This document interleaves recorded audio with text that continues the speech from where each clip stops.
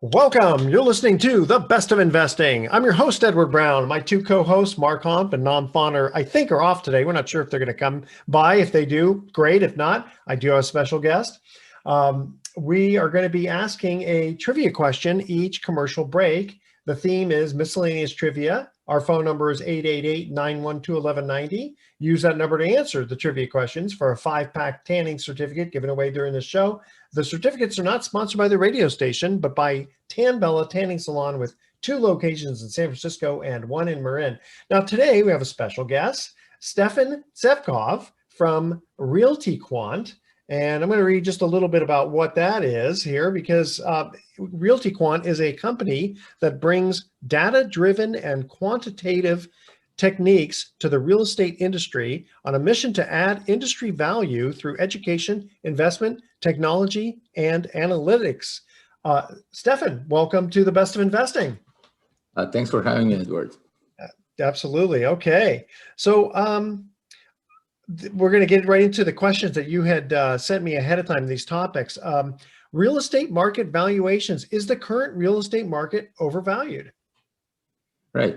Great question. So yes, so real estate market valuation. So this is essentially like doing, just to give a little bit about Realty Quant. So we actually publish some market analytics and property analytics as well for the commercial and residential real estate markets. And so market valuations, those are for the really residential, like the usual housing market that most people, are involved with as, owners of their house or perhaps investors in the residential housing. And so housing market, yes, it's an interesting topic. So we publish valuation metrics or sort of overvaluation for markets for like every county in the US for about 3,000 counties. Wow. And so it's been changing a lot, and we track it historically. We have like a history of it for like 45 years and so forth. And so it's been changing a lot. So at the beginning of like last year, US real estate was broadly fairly valued, and it has gone kind of more and more overvalued until the current point. So to short answer, is it overvalued? Unfortunately, yes, it is. Now, there are markets that are not, specifically in like the Northeast, certain markets, and the Midwest, as well as the South. They're always undervalued markets now, including there were undervalued markets even in 2006. So there definitely are. Those typically have extremely low recession risk. So like declines in like undervalued metro areas, basically over the past 3 recessions were extremely minor, like such as even global financial crisis declines were like of the order of 6. And that's something like global financial crisis. So there are definitely many markets to invest in or to purchase like primary residence in that are more appropriate, I would say, than others right now from a purely valuation perspective. Well, those areas like the Midwest you were mentioning, when real estate came back quite a bit, they just didn't go up as much. They've kind of helped within a narrow range, so they don't have as much to drop to go back to what they were before. Okay, that makes sense. That is correct, but just to understand where you're pointing to, and that is a great point actually, sort of like the notion of some markets being more stable versus others, or like less volatility. But now the truth is, if we look back to 2006, for instance, like 2006, back in the past, like it's quite interesting because some of those markets that we would consider stable markets, like New Jersey at the time, or Michigan, let's say, is a state, or broadly like markets within those states, they were they were quite overvalued. So they declined a lot. So it's not, or if we use the example now of Idaho is the most overvalued US state. And that's like something that we could in the past consider as kind of a cash flow market or something that is stable, right? Well, I know that Idaho has been heated up quite a bit. The interesting thing, the difference between one of the differences between 2006 and now is the fact that a lot of people can work remotely. So you can take your business with you and work in Iowa, and though your company's based in San Francisco and you're paying Iowa prices. So I could see why there would be some stability in addition. Right? Because even if let's say they close the mill in Pittsburgh, not everybody works for the mill. You can work from home with a company in Florida. or Texas. Right. That is a great point. And also that another effect of, I think what you're saying in terms of a suburban trend is, well, we have like some cities now which are actually undervalued. If we take, like even mentioned, or let's say fairly valued, like Chicago and so forth, that haven't done all that well this market cycle, right? And as a result of that, they're there. And so they nevertheless, they have like all this population outfall. Okay, so really like suburban trend is a little bit conflating it, where we get like people actually from big cities moving to other regions, and that poses like some risk, I would say, to cities, even if they're undervalued to an extent. Gotcha. Okay, tell you what, we're going to cut to our first trivia question, our first commercial break, and just as a reminder, Stefan, if you know the answer, don't say anything. When we come back from commercial, we want to make sure that the audience has a chance to answer. All right, our first trivia question. Which U.S. state owns the most of the Aleutian Islands? Call 888-912-1190. First caller with the correct answer is going to win that tanning certificate, which is worth over $100. A nice little prize there. Be the first one to call 888-912-1190 to answer this question. Which U.S. state owns most of the Aleutian Islands? All right. Stay with us. You are listening to The Best of Investing with Edward Brown and my special guest, Stefan Tsvetkov. I did pronounce that correctly, didn't I? Yeah, that was okay. Not bad, huh? All right, stay with us. Don't touch that dial. We'll be right back. Welcome back to The Best of Investing. I'm Edward Brown, along with my special guests, Stefan Tsvetkov of Realty Quant. Our first trivia question, which U.S. state owns most of the Aleutian Islands? Do you know that, Stefan, the answer to that question? No? Unfortunately. Okay, that would be Alaska. Okay. The Aleutian Islands are way up there. Okay. All right. That's okay. So let me ask you, so you're in the business of gathering data, it sounds like. Okay. Now, I know that there's some other companies that do that also. How do you differ from your competition? Yeah, I mean, for one, like we're actually an investment firm, so we actually sort of use we're like data-driven investment firm, so we use that data for our own investment primarily. Ah, okay. So yes, I would say that's the main difference. From there, we also do some kind of modeling of aspects that are perhaps not on the market by other vendors. So let's say if like CoStar has like extremely rich data, which they do, and it's hard to compete, we would sort of differentiate by, okay, we offer a kind of product that they don't have, which is like, for instance, we try to, let's say we model commercial properties for their value add, like off-market inventories and things like that, which is something I'm not able to find there. So it's sort of differentiate by kind of like relative to the current market offerings. But really, we are an investment firm primarily. Okay. And how do you do your commercial and multifamily modeling? Yeah, I mean, that's a great question. Yes, so in terms of the data-driven side, so what we do is, so we would pool actually inventories like all over the country of commercial multifamily properties. And then we use rental listings data, and we model that rental listings data to estimate, sort of to proxy an income expense sheet for those properties, if you will, in a very preliminary way.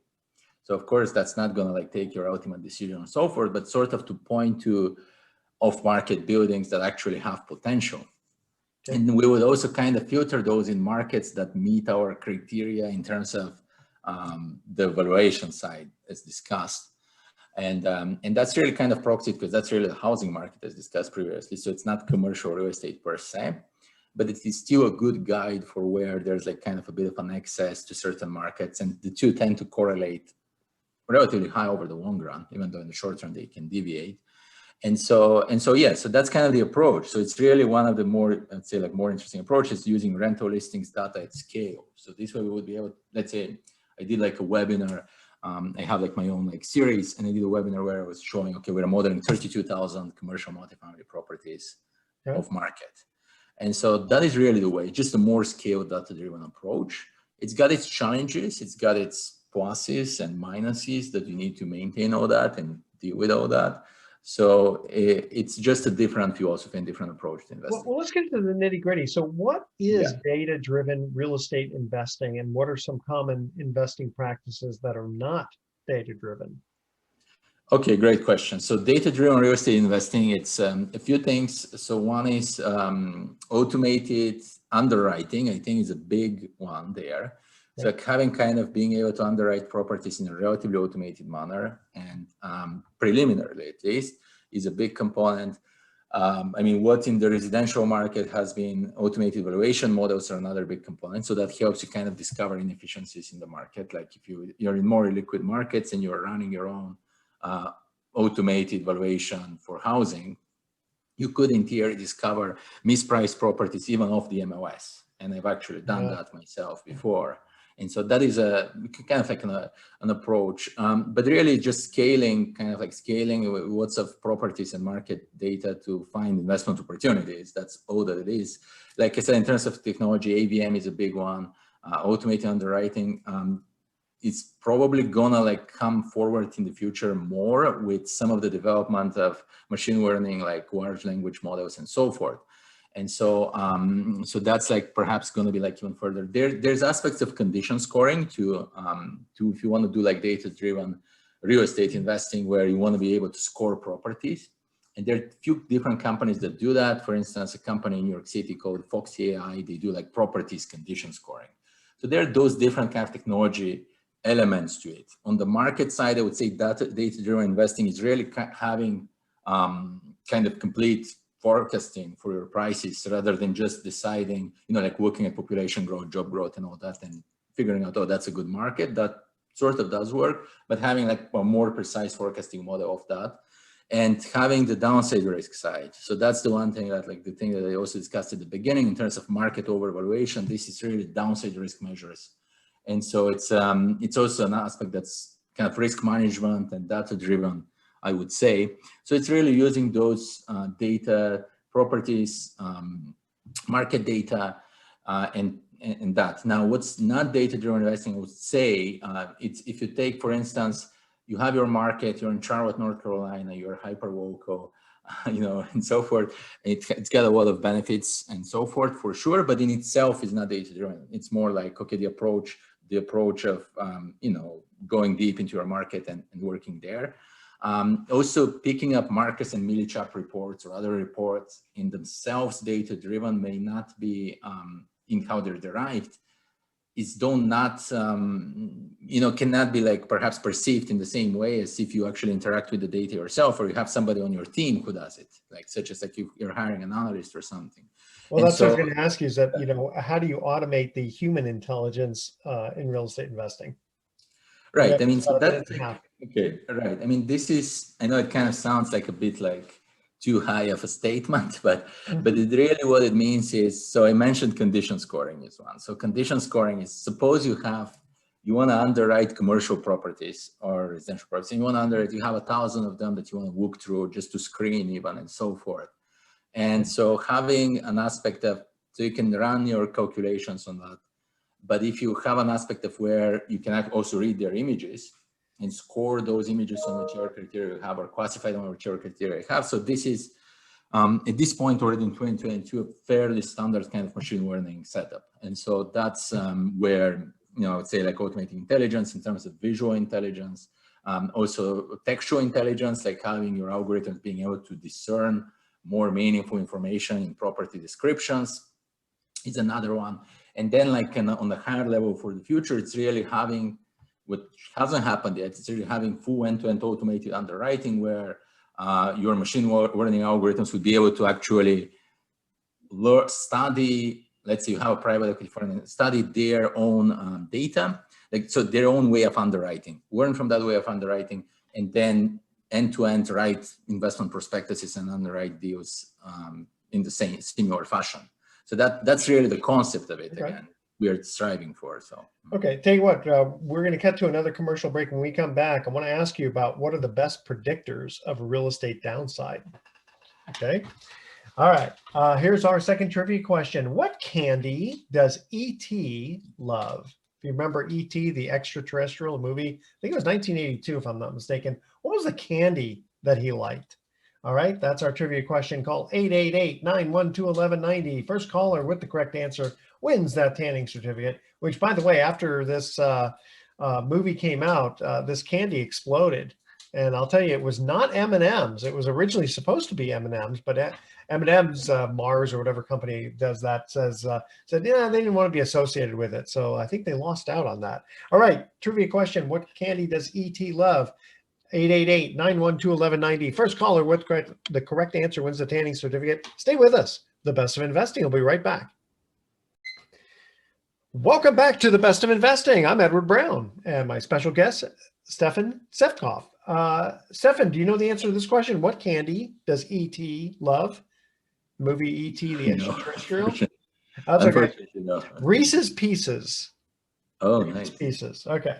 So I told the audience when we come back, I was going to ask you this question here is, what are the best predictors of real estate downside risk? Mm-hmm. Yeah, that's a great question. So best predictors. So I started doing like downside risk recession studies in like at the beginning of COVID in 2020, actually. And when I launched my company. And so at that time, so the best, so I tested many different ones. So I was looking at foreclosure rates and so on and so forth. So what seems to be the best predictor is basically deviation from fundamentals of income, population, and housing supply. So that's all. So it's like simple fundamental study. If you have income, population, and housing supply derived prices where they should be, any deviation from that was highly predictive of downside risk post the global financial crisis to nearly 90% correlation in the metropolitan area level. Very good. Okay, no, I like that. And what are the best real estate investment strategies for a recession? Oh, well, that's a great question. So I think they're all great questions. Right. So the most so again, like based on those studies, the first best thing to do on the market side, and there are many things on the property side, I'm sure, but the first best thing to do on the market side is to invest in undervalued metro areas, okay, or invest in states that are undervalued, where the county may or may not be undervalued, but at least the state to be, and or the metro area, if you're in the metro area, to be undervalued. Which are your favorite ones right now? I don't have favorite ones. They're just there's a host of those. It's really if we take even New York City is fairly valued right now, by the way, and statistically according to like based on historical fundamentals. But again, the tricky part, honestly, I don't want to mention actually cities. The best for me would be any suburbs near major Midwest, Northeast, and some southern cities, where those southern cities, but some of the less trendy states like Alabama or others. And so it would be suburbs of places like New York, Chicago, and so forth. I know it sounds contrarian because those have been precisely the areas that did not appreciate this market cycle. But it's really the reason why I don't want to name any cities is because they've been having population outflow, like all the cities anywhere. Not very much. I mean, to some extent with suburban trend. Yeah. And so we've been having like some population outflow from that.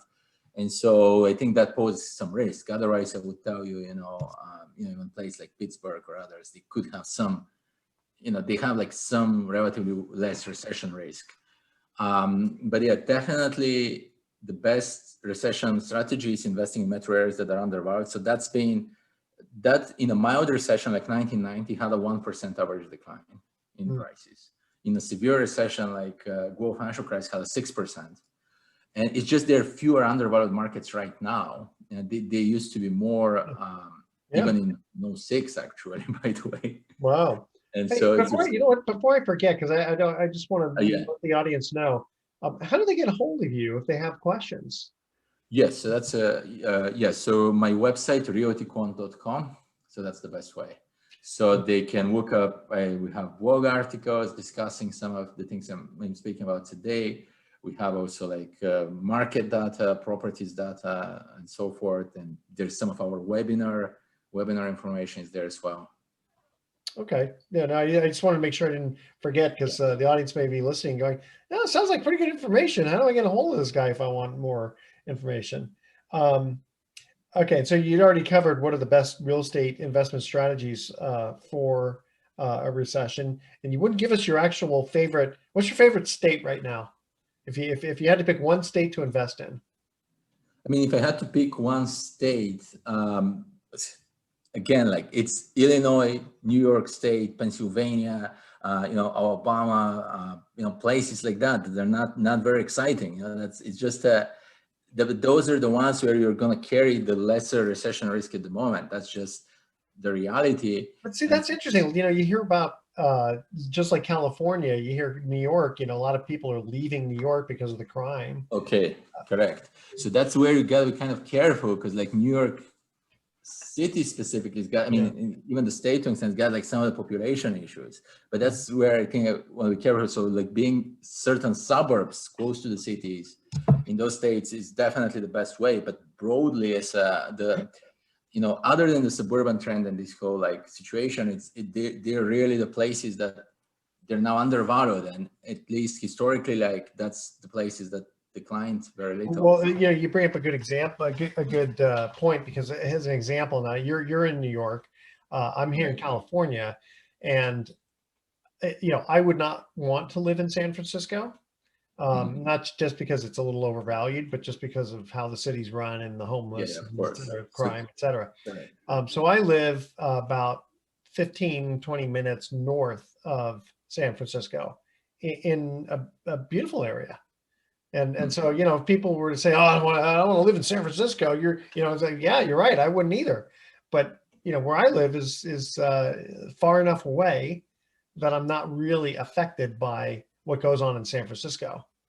Now, my area is probably still a little overvalued in general, but just the idea of you can't just throw everything in one basket just because you say, just New York or just California, there's going to be those pockets. I get it. Right, I agree. But I think like where I'm getting to is like some of the Western, so I would exclude California, by the way, to an extent from that, but some of the other Western markets, notably like, so Idaho, Arizona, Utah, I can say like where to avoid investing, in my opinion. I think it's like fairly valid at this point. It's really, if we do have even a mild recession, I would avoid investing in Idaho, Arizona, Utah, and Nevada, Florida, and Texas. So that's been basically the best ones right now. And do you think it's because those have already had it to run up? Well, it's because they have an exact degree of valuation that is, for instance, if we take Phoenix, Arizona, it's like around like 50% overvalued at this point. And so just investing at the level of valuation gives you a certain appreciation potential. And so typically, like if you invested already at something, it's already over. You know what? I'm sorry. I forgot. We had to cut to another commercial break. Sorry about that. What is the Roman name of the Greek god Zeus? All right. That's our trivia question. Stay with us. Best of Investing. I'll be right back. Welcome back to the Best of Investing one more time. I'm Edward Brown, your host, along with my special guest, Stefan Tsvetkov. Third trivia question. What is the Roman name of the Greek god Zeus? Okay, I think it's Jupiter. Jupiter, there we go. Now, see, you went 1 for 3, and I've said this before on the show, that 1 for 3 is batting .333, and baseball, that'll get you into the Hall of Fame. So even though you missed 2 out of 3, you still get in the Hall of Fame. Good job, Stefan. All right, one more time, how do people get a hold of you if they have questions? Yep, so my website, realtyquant.com, that's the best way. Also, they can look me up on LinkedIn, Stefan Tsvetkov on LinkedIn. All right, very good. All right, then now I'm going to talk a little bit about Pacific Private Money and what they offer. So Pacific Private Money has 4 different funds, but we're also back to looking at clients who are interested in buying individual deeds of trust. For a long time, we only had individual deed of trust investors. Then we started funds, and most of the people are investing in the funds, but then we still hear from individual investors, hey, how come we haven't heard from you for a while? We want to buy some individual deeds of trust, because some people want funds and some people are more interested in the individual deeds of trust. So for more information on either funds or individual deeds of trust, you can go to the website, which is pacificprivatemoney.com. So I want to do a quick rundown on some of the funds. Right now, the biggest fund that they're trying to push is their Freedom Fund. And the reason is because they have such a large demand for loans, specifically in that fund, which is primarily doing owner-occupied consumer bridge loans. And they're offering the clients one of the highest returns I've heard of with the least lockup period. So ordinarily, there's a lockup period of 1 year in all kinds of what they call Reg D funds. However, in this Freedom Fund, there's no penalty for early withdrawal as long as you give at least 30 days notice. So if you think about it, you could put your money in today and ask for it, let's say 45 days later, and you get all your money back. In the meantime, if you invest a minimum of 250,000, you get 7%. If you put 500,000 in, you get 8%. And if you put $1 million or more, you get 9%.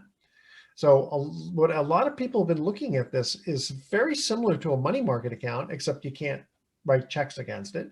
You know, the principal stays the same. Or look at it, let's say like a rolling 30-day CD, but it's not obviously FDIC insured, but it is backed by the real estate.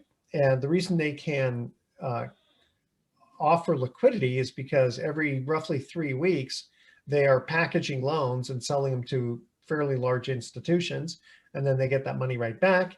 And then first thing they do is ask if anyone's requested money back, they go ahead and pay them off. If not, then they put it back out there for more loans. And they have still a large demand for their loans. And I think primarily the reason is because many mortgage companies have laid off their employees because there's not much refi market business going on. Because why? Interest rates have gone up.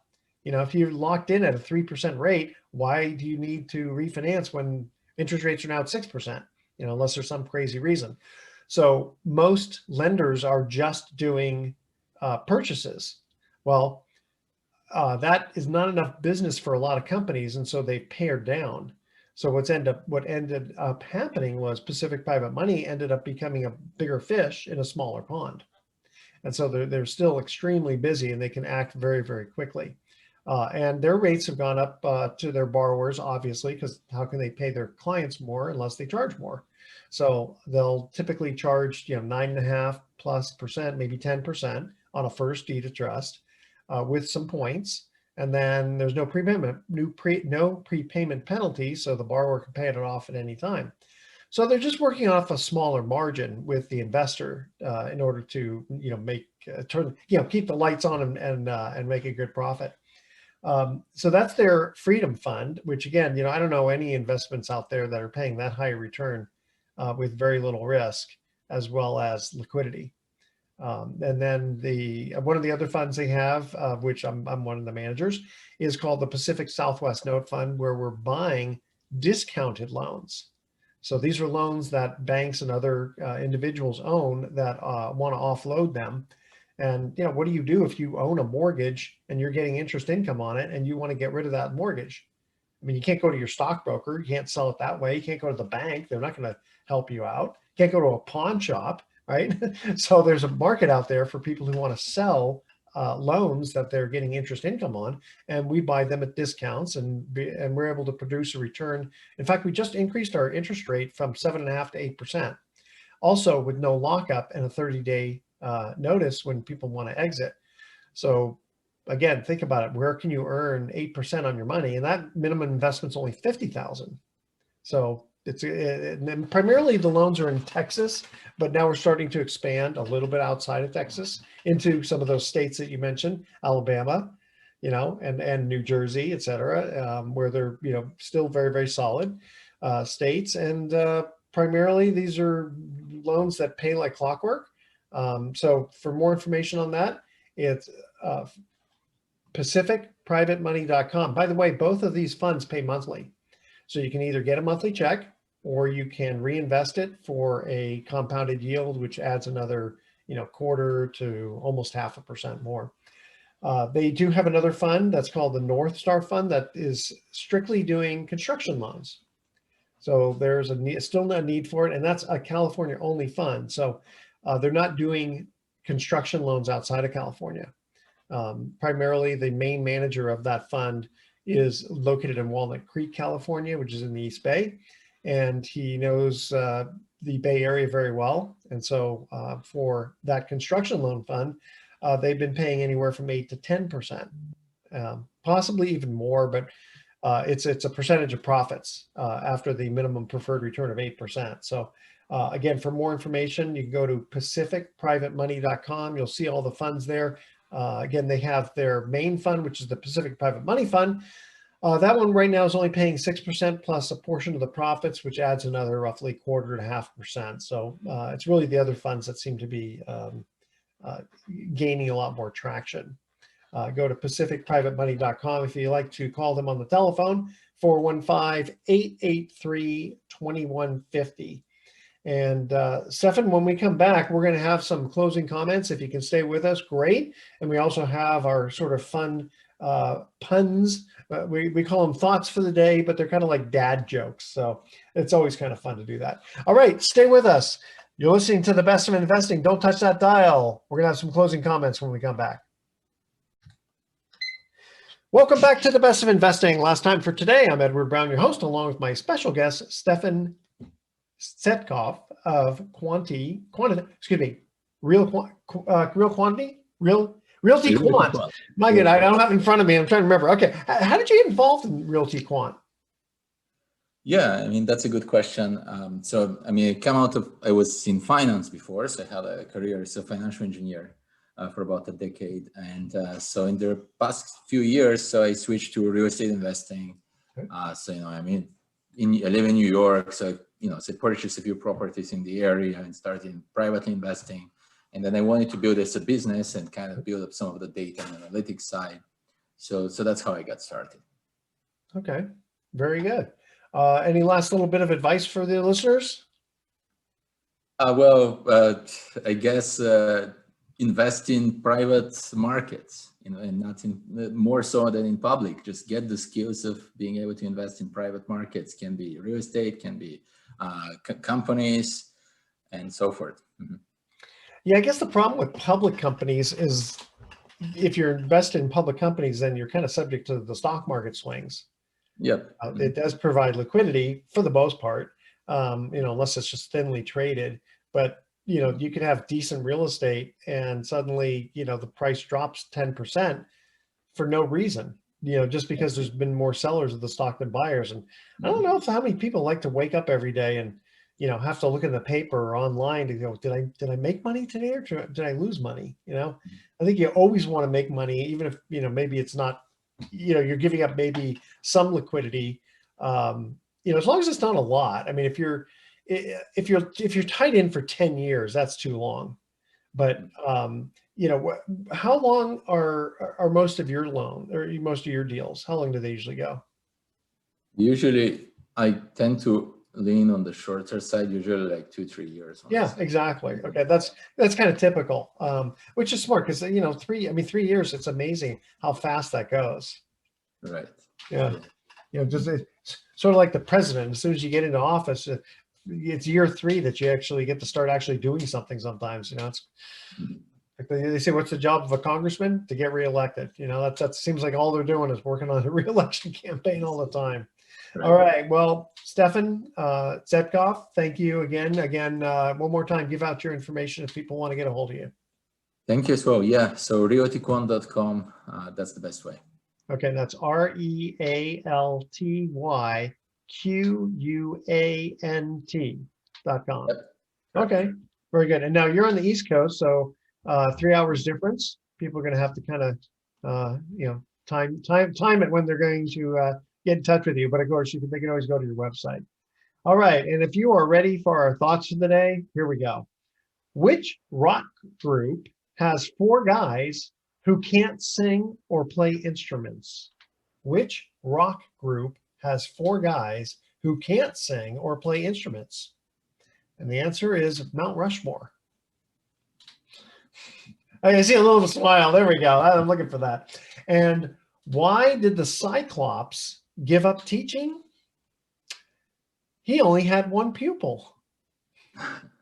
That's a bad one too. All right, another dad joke. It's a good thing my daughter's here, not here. She always goes, Dad, you're getting me crazy with those dad jokes.